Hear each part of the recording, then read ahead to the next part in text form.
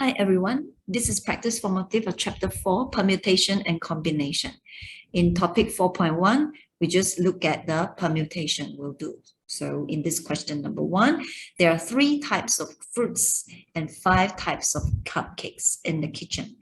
So we got to determine the number of selection made by Ayman if he can only choose one item. So there are 8 different items here, 3 types of fruits and 5 types of cupcakes.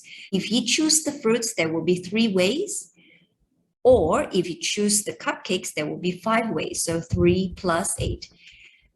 Okay, so when we see the keyword of or, we shall apply the addition rules.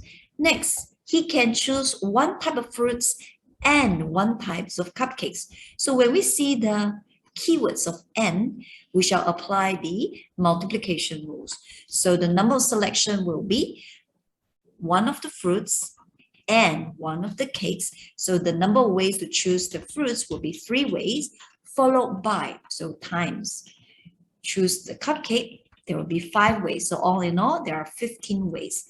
Or you can think this way, we have fruit 1, fruit 2, or fruit 3.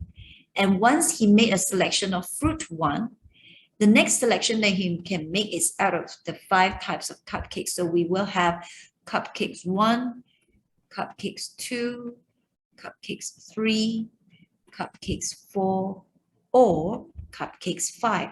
So for the first type of fruits, we may have 5 different selection of cupcakes. So over here, we will have 5 ways. And if we choose the second type of fruits, therefore, after that, there will be also another 5 ways. And if we choose the fruit type 3, we also have another 5 ways to choose the cupcakes. That is the reason we use the multiplication rules. 3 ways to choose the fruits, followed by 5 ways to choose the cupcakes. So all in all, multiplication rules. We got 15 for question number 1B.